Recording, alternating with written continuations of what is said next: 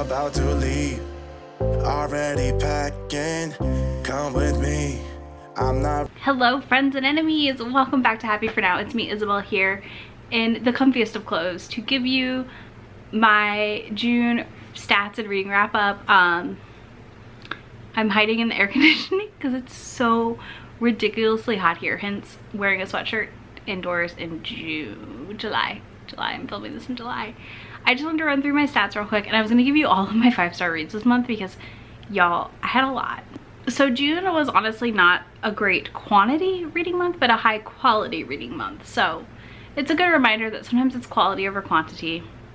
I read a total of 19 books for 5,649 pages, 42 hours of audio, and that's with my sped up audio time, an average of 4.14 stars for all my books I read, which is wild. So real quick, here's how many of each star rating I had. I had 8 5-star reads, 6 4-star reads, 4 3-star reads, and 1 2-star read. That's it. That's wild. I knocked it out of the park last month somehow. I felt like I was very slumpy, but I wasn't truly slumpy, obviously. I mean, 19 books is a lot. I would truly be slumpy if we were looking at like 10 or less. But real quick, just all of the 5-star reads I had this month. First we have Sapphire Flames by Alona Andrews, 40 Love by Olivia Dade, which I talk about in the Best of Sports Romance with Stephanie on her channel. I'll link that down below for y'all. Just Mercy by Brian Stevenson. This is a nonfiction memoir that is very important, very, very, very good, very well done. I really enjoyed it. All Boys Aren't Blue by George M. Johnson. This, again, another nonfiction kind of memoir, manifesto situation. I highly recommend the audiobook. Also really enjoyed it. White Fragility by Robin DiAngelo. I'm generally speaking probably always going to 5-star any anti-racist and books on learning about that because I don't want to discourage people from not pick them up. I think it's critical to read this if you are a white person. I do not think that Black people need to read it. I also think if you start here, that's fine, but you need to keep going. And I have one of those books that you can keep going with, which is So You Want to Talk About Race by Oloni Olu. I hope I got that right. I was practicing, but we'll see. So this I thought was great. This is by a Black woman who writes about her experiences with racism and the world and kind of dealing with it and navigating it and teaching you in turn how to navigate these items. I'm picking up a copy of this one for sure to highlight. I want to get a copy of White Fragility as well to like go back through and make some notes.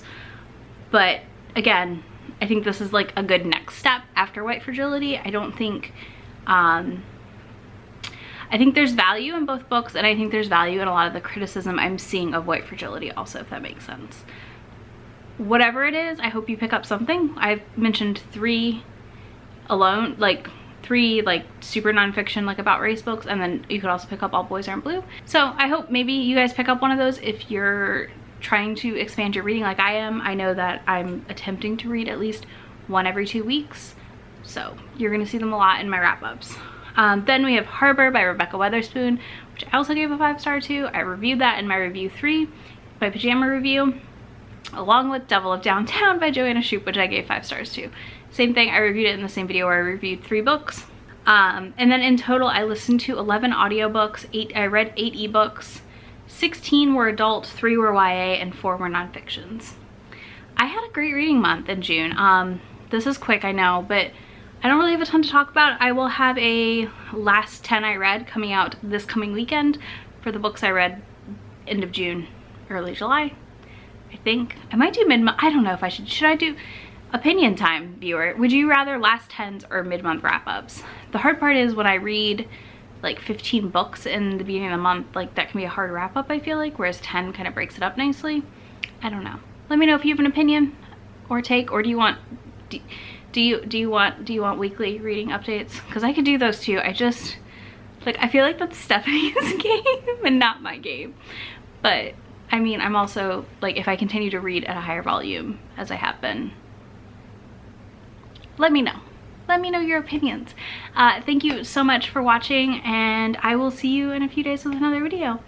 Be sure to give this one a thumbs up and subscribe. Bye. Really asking, we'll get away to a place where we don't know. about